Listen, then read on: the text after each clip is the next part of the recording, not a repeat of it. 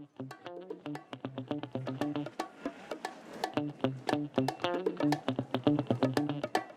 Bamboo Project podcast starts in 3, 2. Ladies and gentlemen, boys and girls, welcome to the Bamboo Project podcast. My name is DonivanGray, the future $10 billion man. On the way to 10 billion, I decided I'm going to help create 1,000 millionaires, including myself, and not by being a guru or selling a course, but by doing the things I already love to do every day and documenting my journey to get there. I figure I'll make all the mistakes so you don't have to. My name is DonivanGray, and this is how I will turn my life into a living. I'd like to start off by giving a shout out to all the people rocking with us and supporting the channels. We really appreciate you. We are currently streaming on all major streaming platforms such as Apple Podcasts, Spotify, Google Podcasts, Anchor, you name it, we on it. And if we not on it, we about to be on it. For everyone listening to this podcast and not watching it, you can find us on YouTube at The Bamboo Project and Ember Candle Co.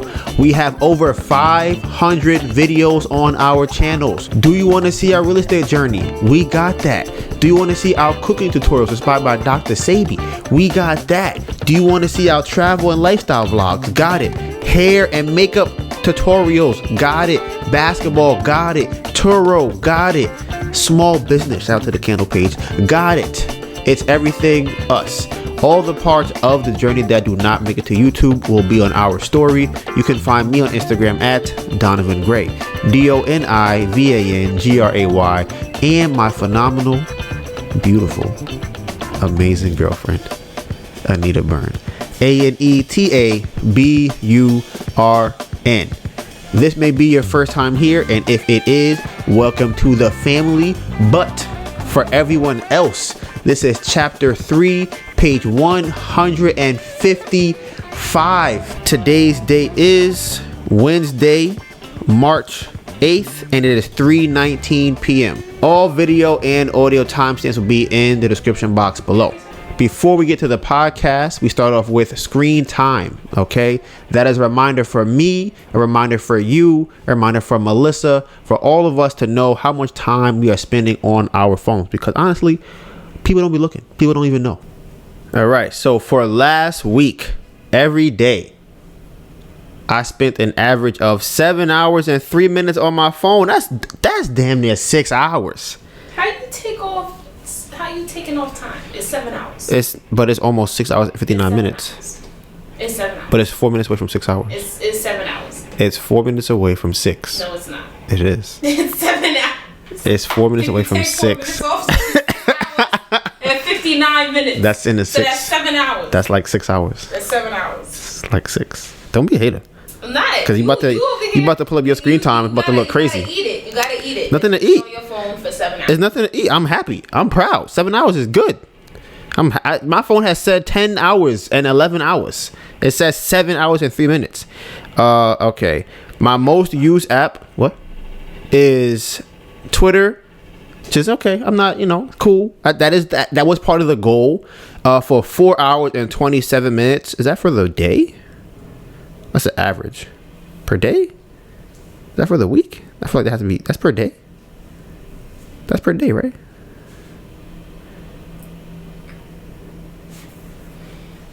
Nah, it's not per day. Oh, okay. Oh, damn. My phone just updated itself. Damn, that's crazy. Okay, so actually, my screen time. I don't know why it was so delayed. That's crazy. My screen time is 7 hours and 38 minutes. Right. Almost 8.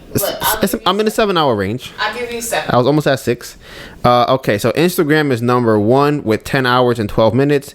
Then YouTube, which is 10 hours and 4 minutes. And then my camera, which is 9 hours and 27 minutes. And then Twitter for 5 hours and 29 minutes. I was on Govee for 2 hours. That's crazy. My pickups were 149 per day, and then my first used app after pickup is mail with 197 to my Instagram, which is 146. That's pretty good. It's pretty good. Okay, baby girl, what is your screen time? So my screen time for last week was 5 hours and 12 minutes. You be lying. Why are you hating? Cause you be lying. You be lying. I know. It wasn't updated yet. That's what it was. Your phone didn't. It didn't update Why yet. are you such a hater? It's gonna be like 7 hours and Why are you 47 such a minutes. hater? I'm just saying that's literally what's gonna Why are happen. you such a hater? It's gonna update. Why are you hating? It's just 4 telling you hours? these are the facts. It updated, right? What that shit say? What it say? Yeah. What 5 hours. right? 12 Yeah. minutes? Yeah. That's not true. I seen your phone for more than that. It's not true. How is So it? showing it to me don't make it true. So 5 hours and 12 minutes. Most used app, Instagram for almost 8 hours. Then Gmail for almost 4 hours. Then camera for 3 hours. TikTok for 3 hours. Messages for 2 hours. Safari for an hour and a half. And then Govi. Excuse me. That's the light app for an hour and a half. look, that's mad long. Most used app after pickup is Gmail, per usual. My second most used app, though. Oh, so Gmail is 182 pickups for the week. Then Instagram, 158 pickups. And then music for 87. And my average for last week, I picked up my phone on average 158 times a day. But I was only on my phone for 5 hours and 12 minutes. So. Okay, now for the subscriber check. Honestly, y'all know who needs a subscriber check? Right. She do. Sarah Alaba need a subscriber check. Cause the video's been going crazy.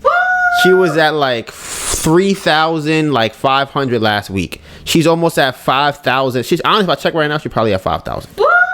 Let me go check. Well, before I check, I'm gonna say hours. I'm gonna check hers.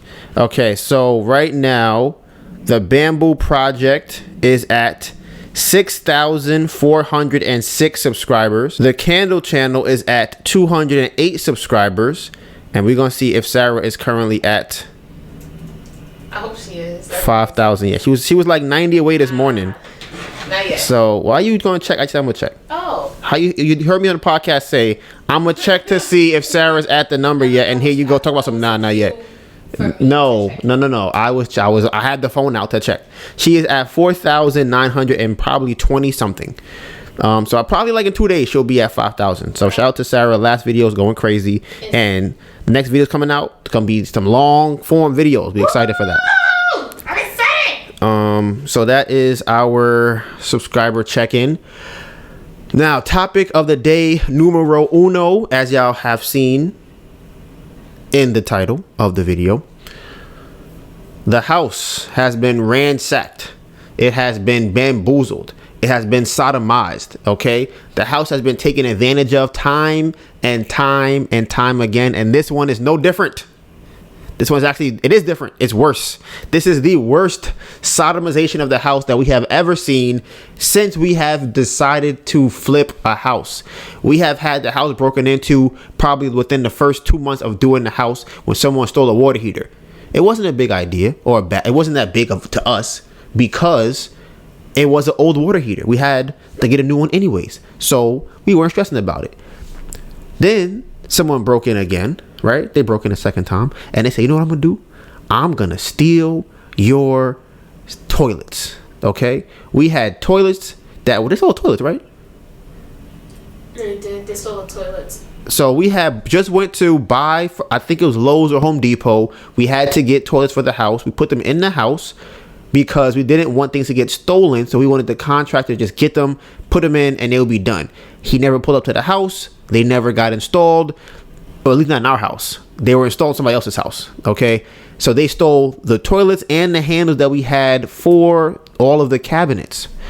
All right. That's time number 2.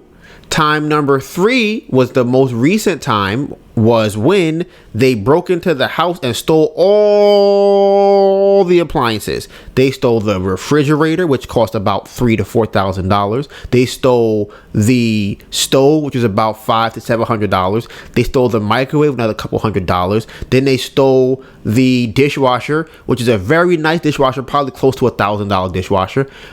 They stole everything, and we found it out later that they also stole the new water heater. And They stole the dehumidifier, which is $500 for that, which is kind of crazy, but they stole that too. They came and went shopping in the house. All right. But after all of the theftery, okay, the house was still under contract. We still got the house to go under contract. So we were excited.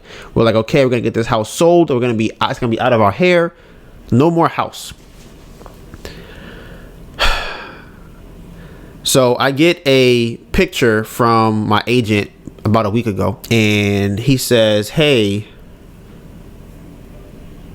the contract of the buyer was heading inside the house because, as y'all know, we negotiated a credit with the buyer for all of the appliances that went missing, as well as all of the failed or issues that came up with the inspection.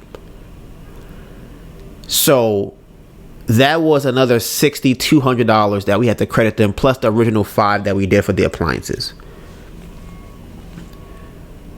The contractor sends a picture to the agent.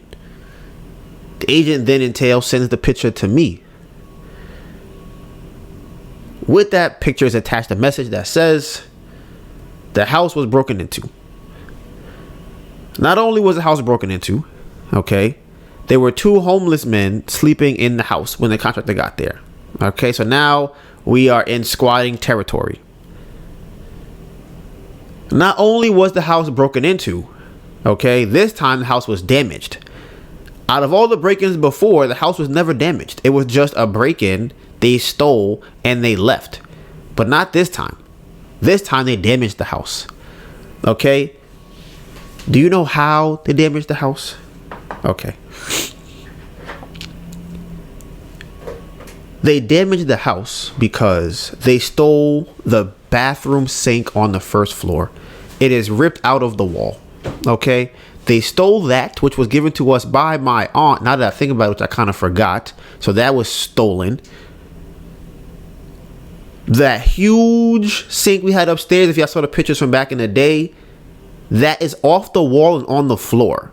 My assumption is that they're going to come back and take it. I don't know why they didn't get it the first time. They probably assumed, hey, it's a free shopping. Let's just go in there and take whatever we need because ain't nobody at the house. We'll come back and get it. And who knows what, right? That's probably my assumption. So the huge sink, which probably cost us almost $1,000, is on the floor. I don't know how much it was. It's on the floor. I will put the picture up of everything that would happen in the house here. And now we have another issue because the buyer is saying that before any of the work gets done that we negotiated to give them a credit for, they want the house to be secured so nothing else gets stolen or damaged. Now, we are not in a financial position to do such a thing. And what I mean by that is all the money we have is going to the candles. So any scrums we have left over is absolutely not going to the house. Like, it's not. The only thing I would possibly pay for the house is the lien that Melissa and I put on the house, which we have to pay to get released. That's literally the only thing. I am so fed up with the house. I am done. I just want it to be out of my hair because here's my problem. If I had the money to put it towards the house, would I want to? I don't know. It's tough. That's tough because if y'all been here for a while, you may remember back in the day, from recommendation, we had put something called dog doors, DAWGS, so dogs. It's pretty much a vacant house door. So what they do is they cover your front door with this big piece of metal. They cover the back door. They cover the windows on the side of the house or whatever, right?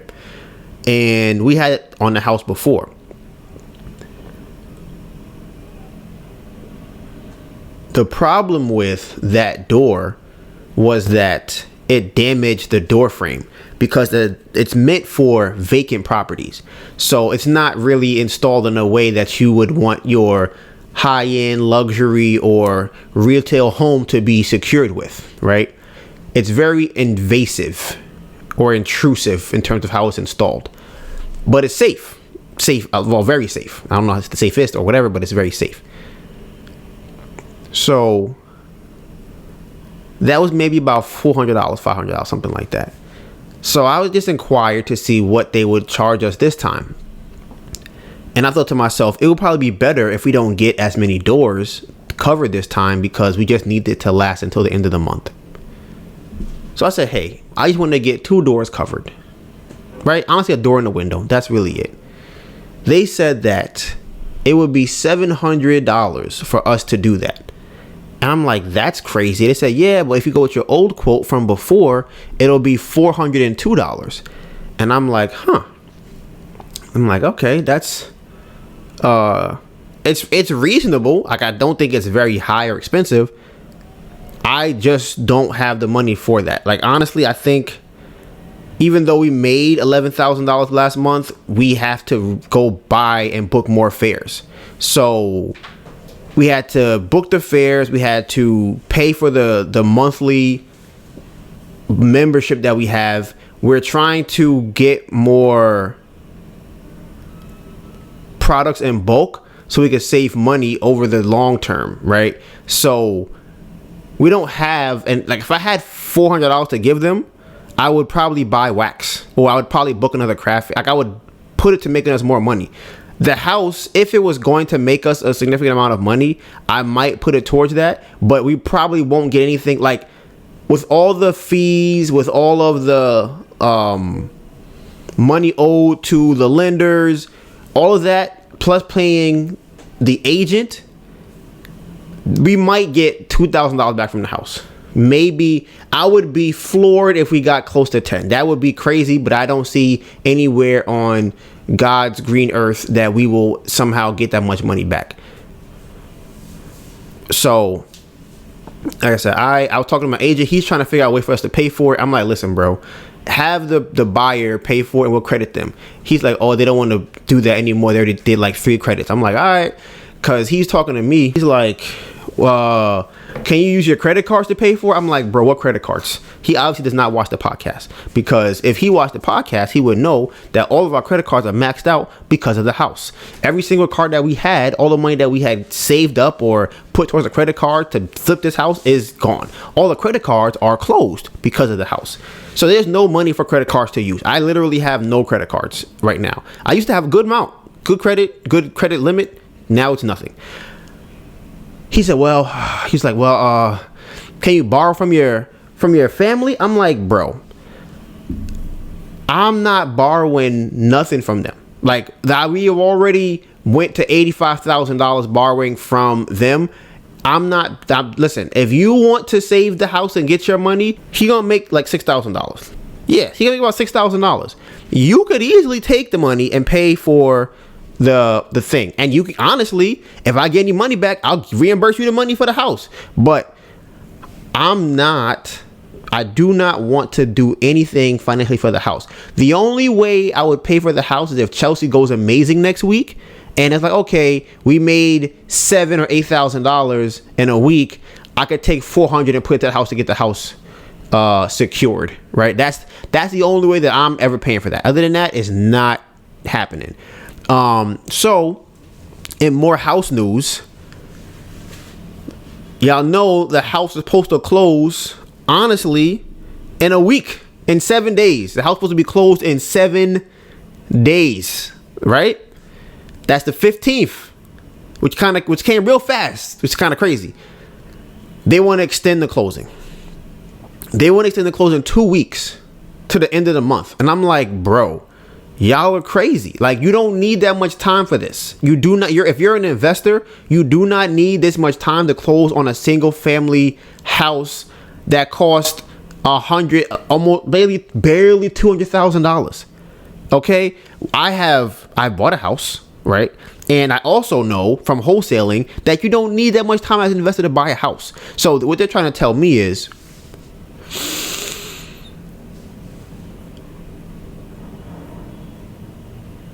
the underwriter wants more time for the house. Now, in the wholesaling era of the Bamboo Project, okay, one of the things that I've learned is how frivolous or superfluous the name is for underwriter. Okay, everybody is an underwriter. If you are buying real estate, you are an underwriter. There is no real qualifications for an underwriter. Maybe you're decent at math. Maybe you might even just be related to the person buying the house or who owns the mortgage company. That is one of the, whenever I hear the word underwriter, I'm like, they don't do anything. They just check the numbers of the house to see if it makes sense. That's it. That was already done from before. So if you, as a mortgage company, it don't take you that long to run the numbers for a house. Once you run the numbers, that's it. You approve the loan. You don't need days and more time to figure out what's going on with the house. That's not how that works. So they even have like regular loan, like not non-house related loans. So like when we got it wasn't even a loan. When we got the grant for the candles last year, I think we got like 5,000. They had an underwriter who had to check over the grant money. And I'm like, what are you looking for? You're giving us the money. We're not paying it back. What do you need an underwriter for to see whether or not we're going to get the money? Like, it's a waste of time. So I told him, like, listen, there's no reason for us to have to push it back 2 weeks. So he went back to them and said, okay, what else can we do? So somehow they settled on a week, which my whole point is really just wasting time. And if we being honest, I might text him right now, like, listen, bro, if they close by the 15th, the house will be fine. If y'all want to take forever to close on the house, we're going to have a problem. We're going to have a huge problem because people know there's nobody in the house. They're going to keep going in and stealing stuff. I'm not paying to put no doors on the house. What do you want to do? Because I'm not doing it. He don't want to take the credit for it. You don't want to pay for it. I don't want to pay for it. But everybody wants to close on the house. So what are we going to do? Do we all put in $100 together and pay for the house? I could probably put up $100. Maybe not today, but like sometime in the next weekend. But that's maybe I'll tell him that, hey, I'll put up 100, you put up 100, he put up 100, and somebody else put up another 100. And now we have the house is secured. So we're gonna see how that goes. But one thing I thought was interesting,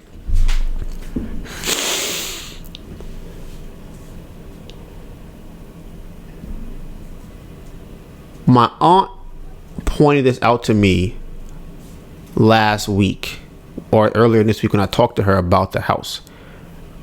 I don't know if it's a sign or not. And as I said in the last podcast, there are very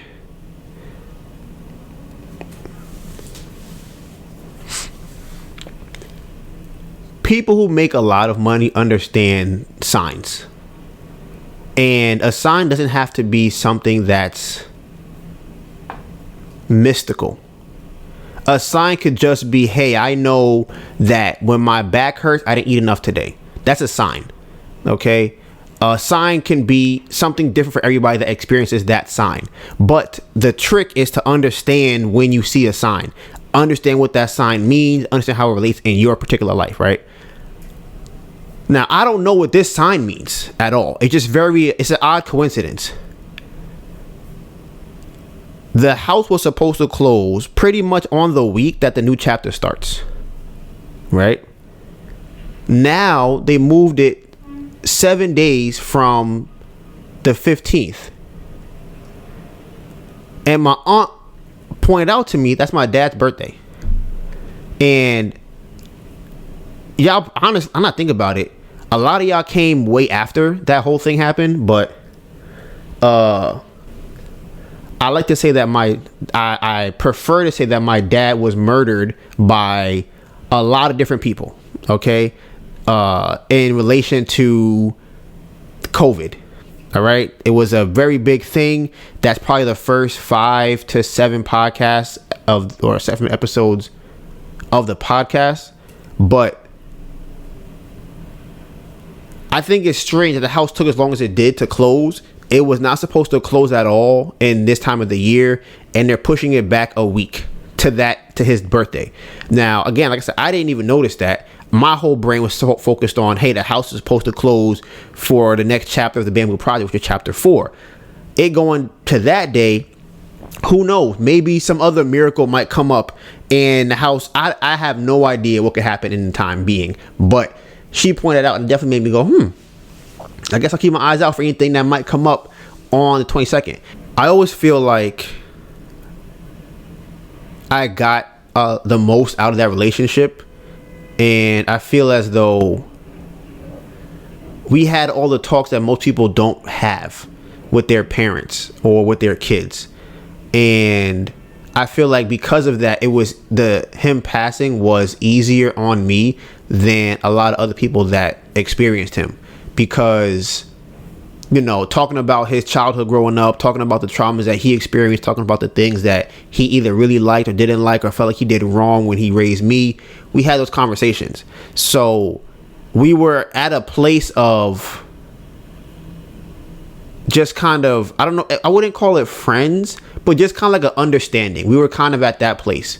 And there was no more of that childlike resentment that children have because they don't understand why their parents do what they do. It's a weird thing when it comes to my dad, because it does suck that it happened the way it did. But one thing I always find that's very cool is that even though he passed, I still have dreams about him sometimes. And I enjoy the dreams very much, so much so that it, I guess, lessens the idea that he's not here. And even in some of the dreams, I feel like I can realize that he's not actually here anymore. And I make a point in the dream to kind of experience it more when I'm having the dream. So, like I said, I'm curious to see if anything happens around the next time period, the next month, and Melissa just said that he actually passed a week before my birthday. So that was like between April 24th and April 29th, somewhere in that time period, or between April 15th and April 24th, something like that. So, but yeah, that pretty much is it with the house. Next topic on the podcast is last week's craft fair. So it is our first weekend with the new setup, and my take on it so far is that it's very grand. Like it's a very grand setup. So I think what that means is we have to elevate the rest of the setup to match how grand that is. Because y'all weren't there or are not there, I'll try and do my best to explain how it looks. I'll post a video up here too. So it's paper on the wall, then LED lights on top of the paper, and then polyfill, which looks like, large cotton on top of that. So when you turn on the LED lights, it looks like there are clouds behind us, and you can change the color of the light. You can change the movement, the motion of the lights, and it looks really good. One of the things I've noticed with the new setup is that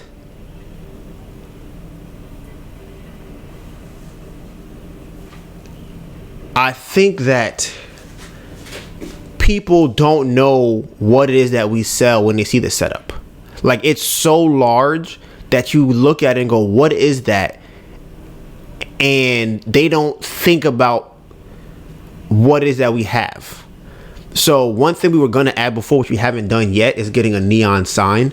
And I think once we put that sign up, it will kind of take your eyes away from the clouds, because it'll be more of a backdrop to whatever the sign that we have, which will say Ember Candles on it, right? And I think also we are, like I said, the clouds are so large that I think people are kind of curious what we even sell, because they're just kind of like, oh, I don't even, like, I look up and see all these clouds, and then I look down and go, okay, I need to find out what it is you're selling. Before, you would walk by the table and you would see the candle lit, like the candle light, right? And now it's like, I'm really intrigued by what you guys have, but I feel like it needs to match both. I feel like that's what they're saying. So I think the sign will help with that. The first day we had it was some learning curve, because we have also moved to the back of, I don't know if I'll call it the market. I'm not a fan of the spot for multiple reasons. One being we don't have as many entrance ways. Two, we have two people directly in front of us. And I'm actually glad, because Melissa pointed this out.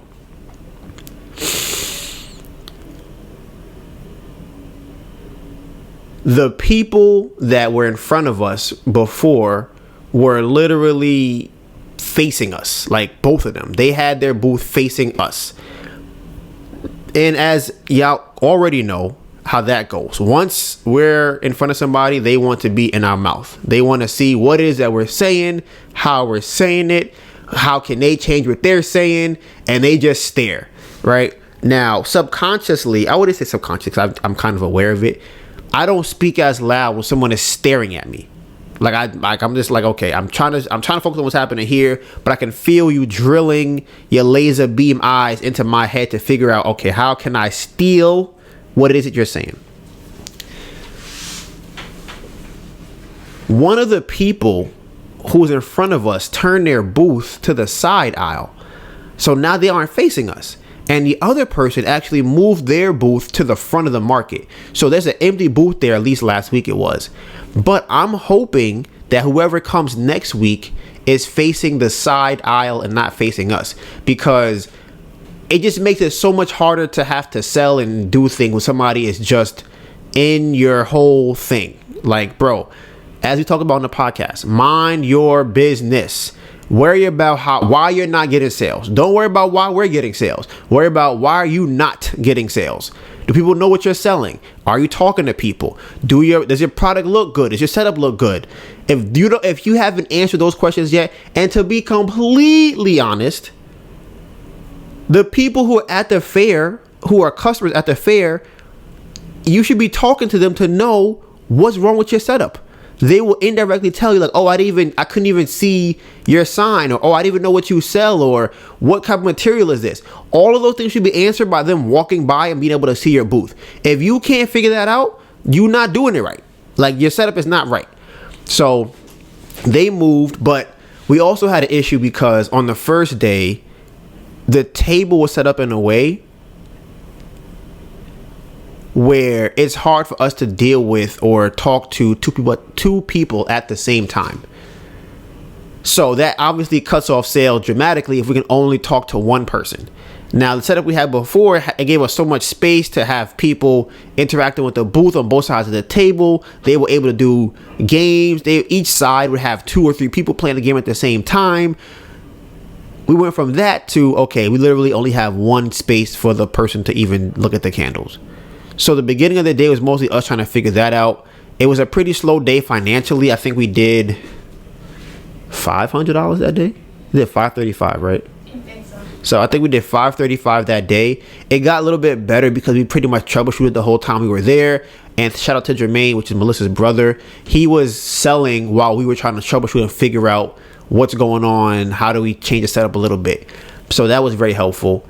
And then Sunday we made $400 that day, but it was very slow.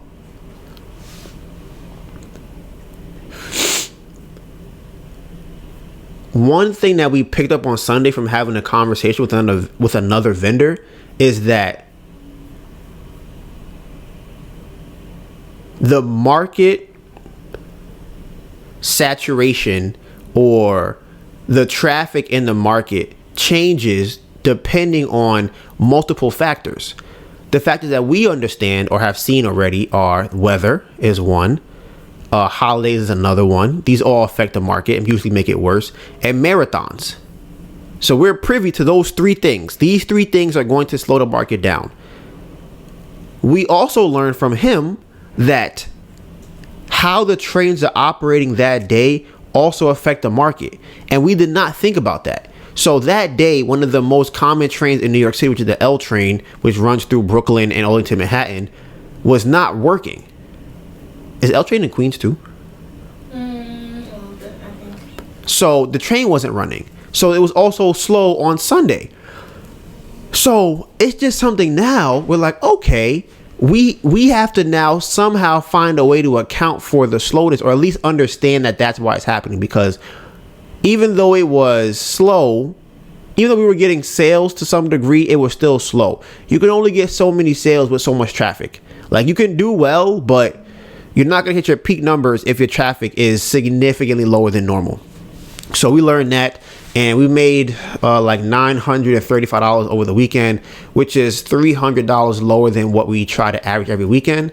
So we do think that next week will be a lot better. We have a new setup in the back of house, so underneath the table. Very helpful. Like, we haven't really got to utilize it like we really like go crazy with it, but it's for sure helpful with the process because it wasn't that busy, so we don't know how efficient it is, but it definitely makes the back look a lot cleaner, and we have a lot more space, even though the space seems to be smaller. So I'm happy about that. And I guess next topic, still in the candle space, will be we are doing Chelsea again next week. All right. As y'all know from the monthly check-in, the goal this month is 2 Chelseas. We didn't make it to 2 last month. I'm very confident that we can do 2 this month. We already booked next week. Like, next week is already booked. We kind of know what to expect from the fair. Melissa was making some more garland so that we could have a different or a higher end setup. And honestly, not think about it, we didn't have garland last time we were there. So we're going to see how it affects our sales by them having it. And because now it's beefed up, add a little more beef to it, it's going to look a little nice.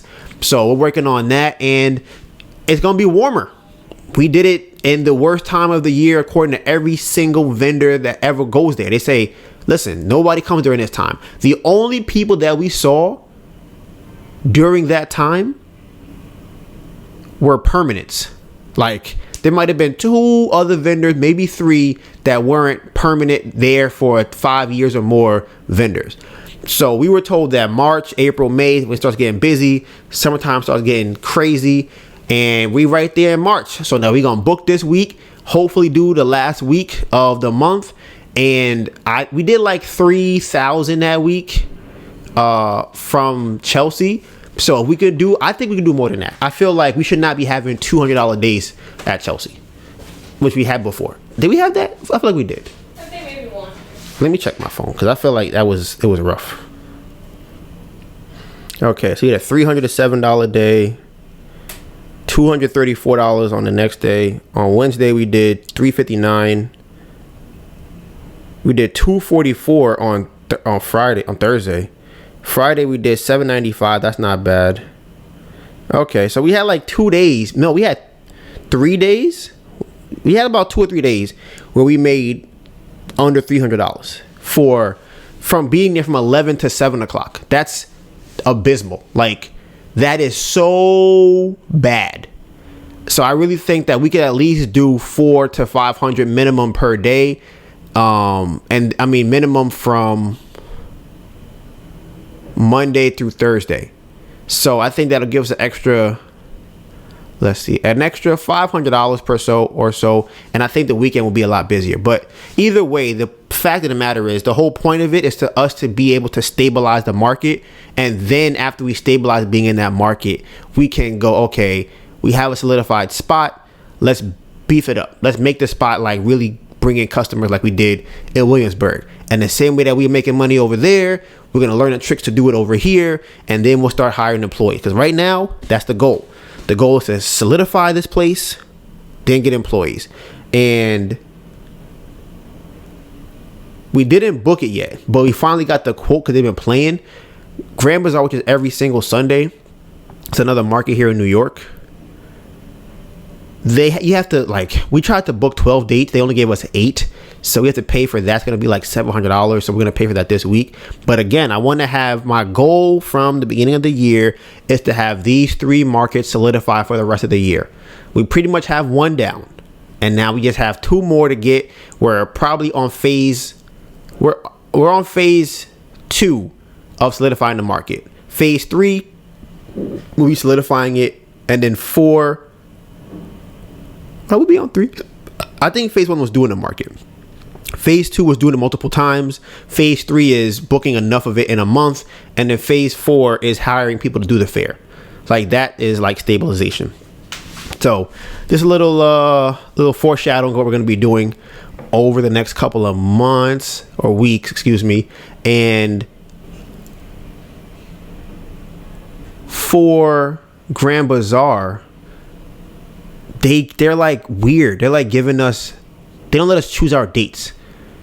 Like I said, I want every single date for the entire year. That's what I want. So I don't know why they playing. So on to the next topic. This is more of a personal topic than it is what happened in our week. I mean, maybe it is. It could be a little bit of both. So Melissa and I are getting stronger as a relationship, I feel, right? And I think that we are both doing things that strengthen our relationship with each other. For me, one of those things is allowing myself to be upset for as long as I want to be, right? And I have a people pleaser mentality. Like, that's my foundation. I've done a lot of work so it doesn't come out as much, but I know it's there. Like, I know my natural instinct is to people please. And I think that if I'm upset with somebody, my go-to is to try and make them feel better if something bothers them, or to try and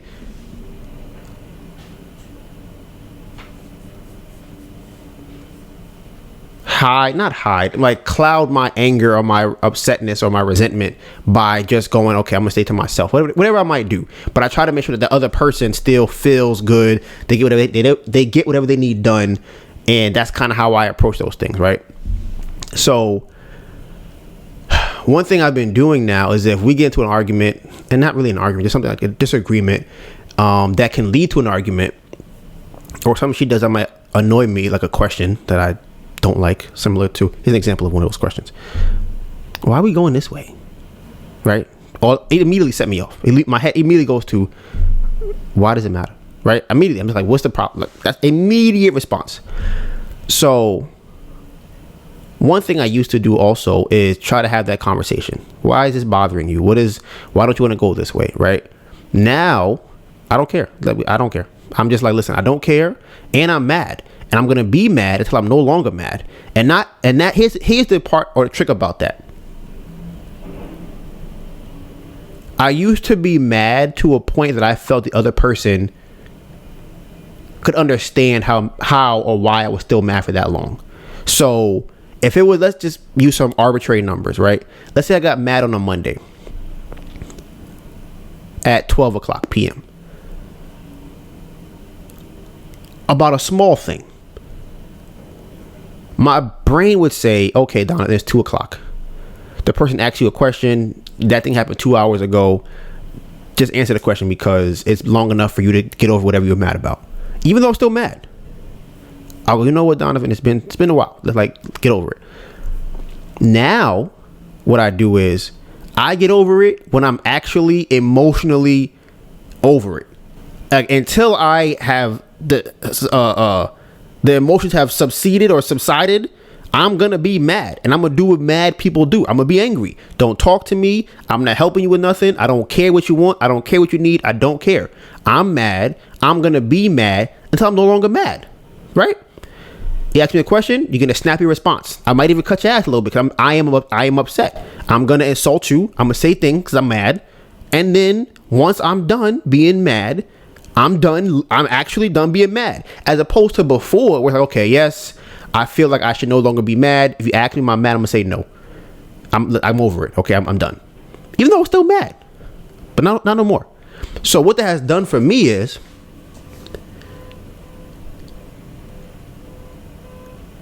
it justifies to myself being upset, because now I don't care about what anybody else thinks about me being upset.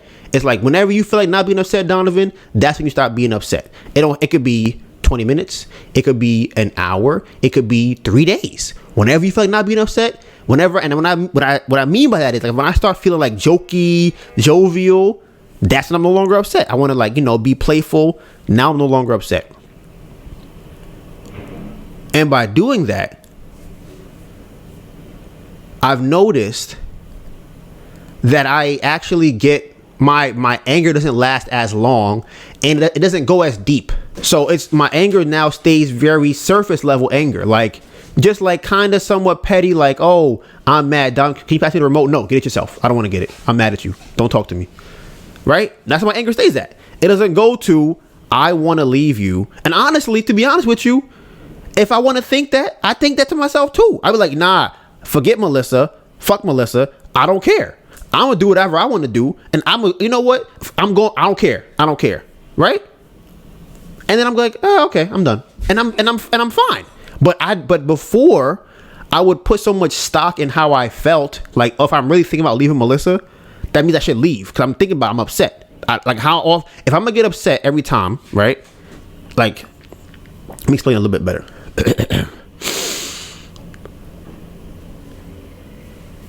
If Melissa's gonna get me upset, and when I get upset, I want to break up,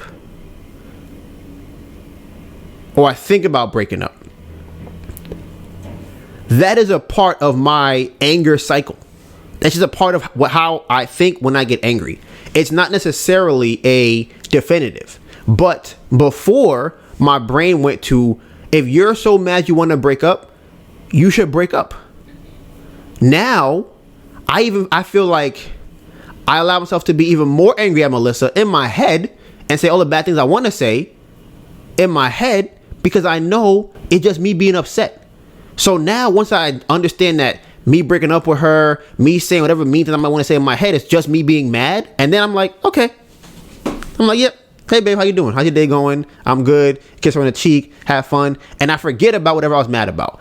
So I think that's something for me that's helped a lot, is just like being upset and not acting like I'm not upset. Being upset and being petty when I'm upset. Then my next topic it's in relation to someone named CoffeeZilla. And he was on Joe Rogan recently. If y'all don't know him, he's on YouTube. Popular channel now. Wasn't as big before, which I always think is cool. So shout out to him. And I actually hate the other one that tries to be like him. I'm not gonna say his name because I think he's just a cornball. If you know him, you do. He's just very. I just think he's a cornball. He wants to be CoffeeZilla, but it comes from the wrong place, and it shows very strongly. But listening to CoffeeZilla on Joe Rogan, I was thinking about this idea that I've talked about before, maybe on the podcast, definitely in a vlog, that people haggle over giving out small amounts of money. But when it's large amounts of money, they just give it to you. They don't ask no question. They just say, here's my money, take it. And I've always wondered why that was. And obviously, it's relational to that person in terms of how much money that person has to give. And I didn't understand why that was a human nature thing. So as I listened to the podcast, I'm like, why? Because he was talking about FTX, which is like a crypto thing.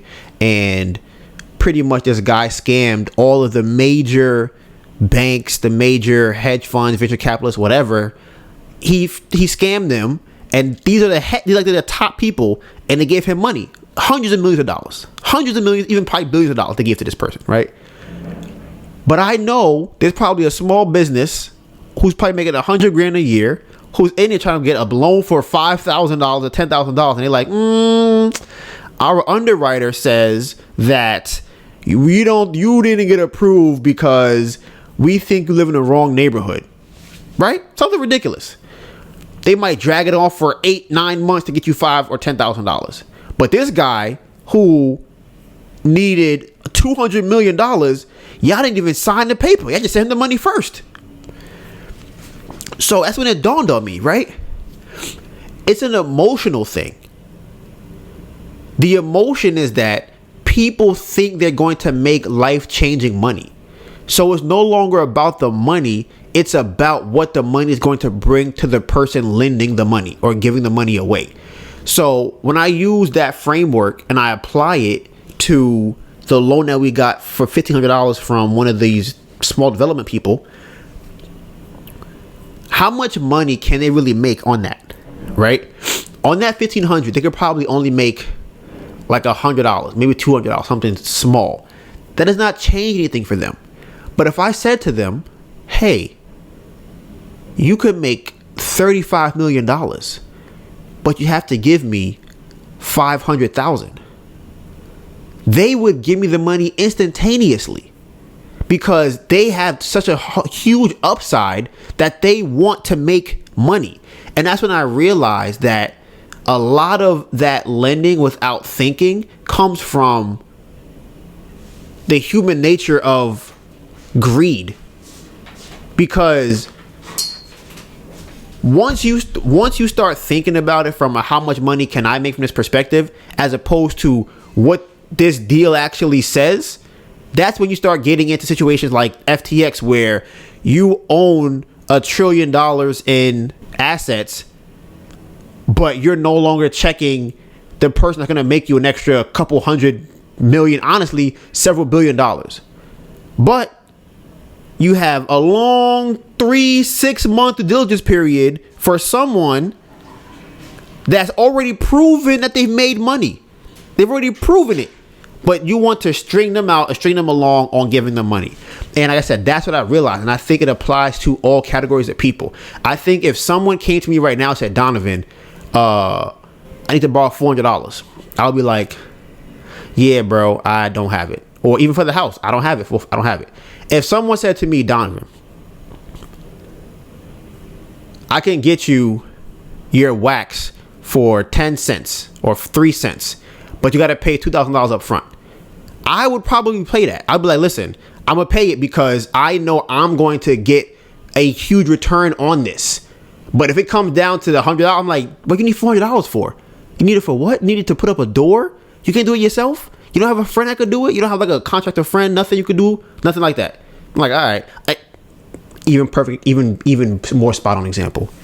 If the house was getting us $80,000 back or $100,000 back, I would find $400 to give for the house easily. So I think that that's something that I learned now, and it really, really stood out to me when Melissa and I were talking about how much money that one of these small development people will give us. I think they're matched like $250K, right? That they give to one person. And I think 8% on that is, let's say 10, 25, it's $20,000 that they're making on that money. And all that shows me is that $20,000 to them is probably a decent amount of money. It's not a lot, because I think that for them, a lot would be, hey, we're getting a 15% or 20% return on our money. So yeah, just take the money, just take it from us, and give it back whenever you need it. So like I said, I think that is something I'm learning. So I'm going to now apply that going forward to any situation I feel as though a lender wants to loan us money. And I think it's kind of similar to a convo I had with Bill, where it's like, I'm a customer at the bank, so I should be the one doing my homework on them rather than the other way around, because they need me to make money.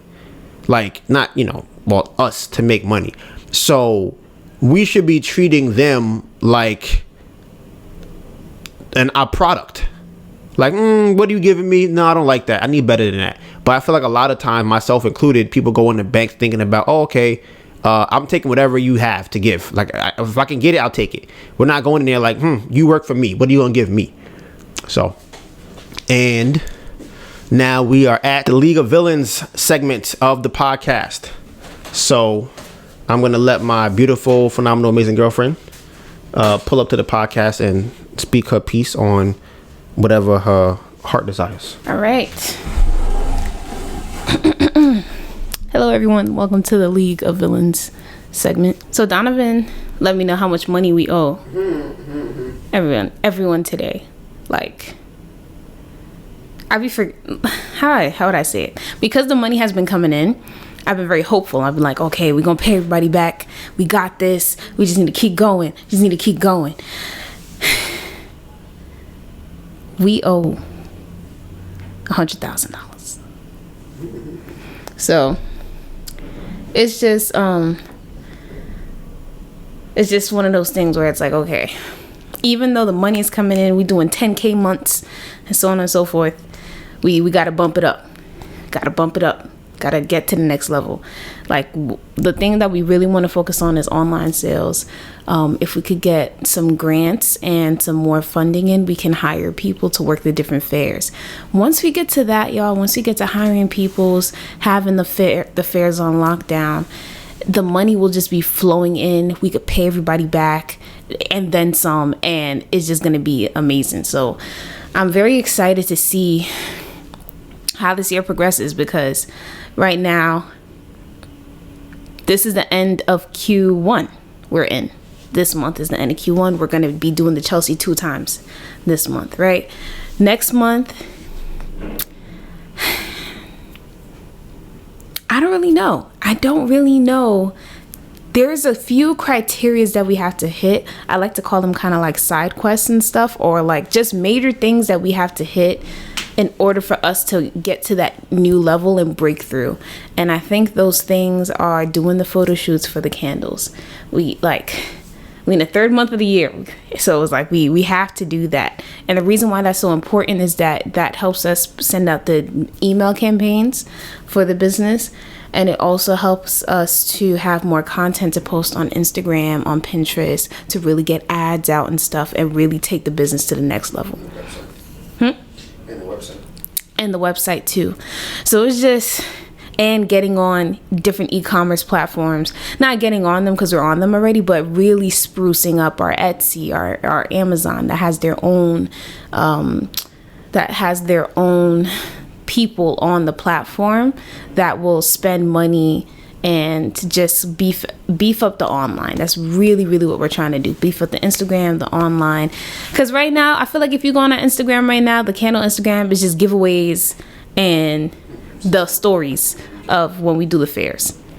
We need more. We need more content that's more engaging, that really speaks to what it is to be, you know, affiliate with the Ember Candle Co. company. So I'm just really excited. I really, really I'm just tired. I'm tired, but I really want this to progress and to keep moving forward even faster than the rate that it's going at. I'm just tired thinking about it. I think that's very Jamaican. What? You're being tired. Why you say that? I feel like that's a thing to say as a Jamaican. Or I would say as a black person, but definitely as a Jamaican. Bro, because it's like... You're not even tired. Why you say that? Why are you tired? Why am I tired? Yes. Yeah. Right. You get 8-10 hours of sleep. Like, it's a lot easier making candles. You're not really tired. It's something to say. Is it? It is. You literally... What? Maybe. Because it's like, I'm not doing everything that, like, I want to do, right? So the thought of doing the other things that I need to do makes me tired. Like what? Like, there's grants that need to be applied for. I have been applying to them, but but I feel like I haven't done a deep dive, like sit down for an hour and really. I try to do it while doing the podcast, but I feel like I haven't really delved deep into it. The other thing too, I'm so conflicted about is business credit, but then again, it's just a lot to figure out. It's trying to figure out what will make us the most money, how to leverage our time the smartest. It's just a lot of different things. I'm really excited about the YouTube growing at the rate that it's growing at, because I think y'all do not understand how slow the Bamboo Project was growing when we first started. It was so fucking slow. So for us to have the amount of watch hours and the amount of we're like a fourth of the way there, and it's March, so we're like very much on track to monetizing the YouTube channel, and that's money. That's money. And I'm very curious to see how much money that'll make. We were looking at it today with one of our videos that has, let's say, 20,000 views. Let's say that it made, $5,000, right? Just making up numbers. And that video will be about Turo. Another video that also has 20,000 views, let's say if it's about doing hair, that same video, like that same, let's say it's about doing hair, that would only make us maybe $100 versus the video that's about Turo that'll make us 5,000 for the same amount of views. So I'm just very excited to see, I'm curious to see how much YouTube will pay for small business / candle content. Yeah, if you've been watching the Ember Candle Co., like the weekly vlogs, it's funny. I was on FaceTime with Sarah once and she had asked me like, why y'all be taking like different buses or taking different routes? And it's like, we really just allow each other kind of the space to be just away from each other, or like to kind of do the things that we want to do, because I'm gonna be frustrated. If we just worked all day. And now Donovan loves to explore. He loves to try new things because there's an upside and there might be a downside. But he wants to know what it is. And it's like, sure, that's fucking cool and all, but I want to go home. I want to go home on the route that I normally go home with, that I know is gonna get me home in 30 minutes or whatever. So he should have the freedom to take whatever route he wants to take, and I should have the freedom to take whatever route that I want to take. And then we get home, and it's like, oh, so how was your trip? I was like, oh, it was cool. How was yours? And then he'd be like, oh, it was faster, or it was slower, or we should try to take this route more often. And it just kind of, allows each other the space to breathe and stuff like that, and really like still, I don't know, have that independence while still being a couple.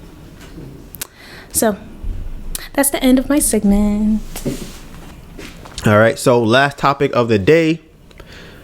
I was watching some YouTube video and it was talking about cheating, right? I'm pretty sure out of everybody watches this channel, somebody's getting cheated on right now. All right, just the law of numbers, right?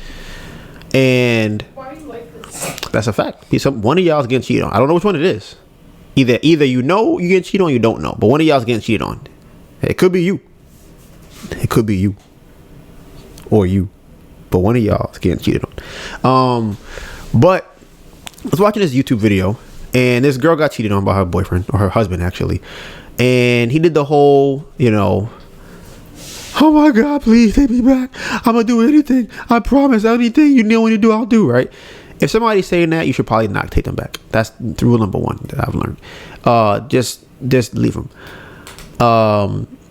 But one of the things that he said that he will do, which he actually ended up doing, was getting her whole face tatted on his back. Right? Now, y'all probably know that that's stupid. That's probably not going to make nobody not cheat on you. Right? So what does that mean? He cheated again. And again. And again. With this woman's face, his wife's face tatted on his back. And funny enough, if we're talking about sex, right? How many times does a woman even see her man's back during sex?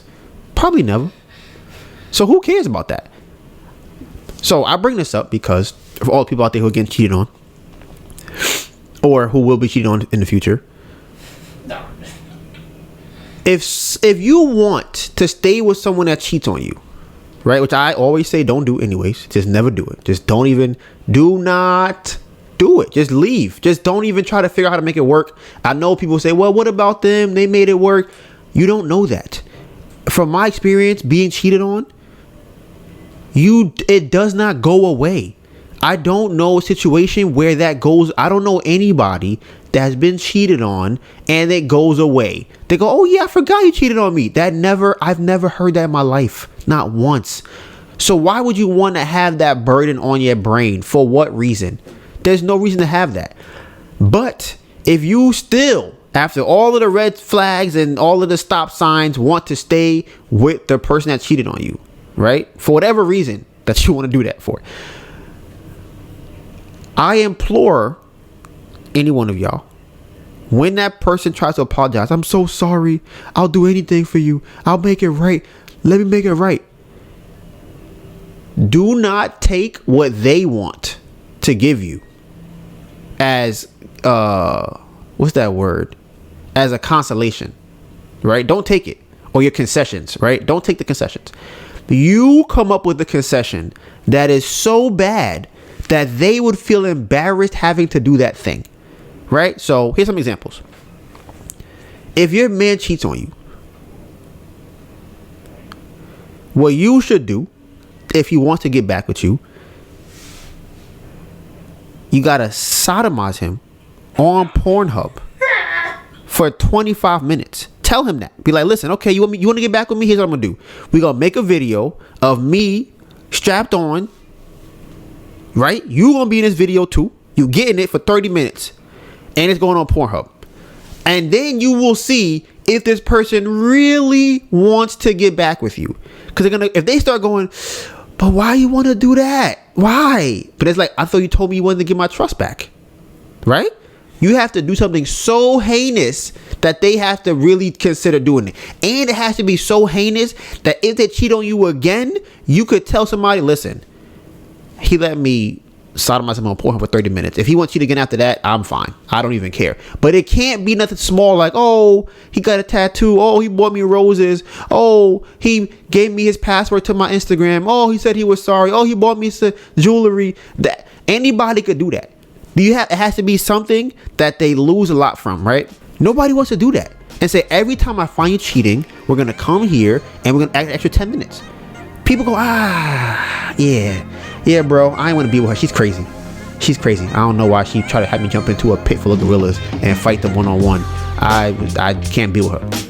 So, to all y'all out there getting cheated on, been cheated on, or gonna get cheated on in the future, remember what I just said, okay? So, we'll be back here next week. You can find all the behind-the-scenes content on our social medias. Mine is DonivanGray, DonivanGray, and my phenomenal, beautiful, amazing girlfriend, Anita Byrne. ANETABURN. You know what it is. Hashtag Bamboo Project 2023. The road to 500K. We almost at the end of Q1. It's been a pretty good, strong Q1. Q2 should be blowing us out the water. I'm hoping that's what I'm looking forward to. All right. Ending up on a good note. And with that being said, Bamboo Project out.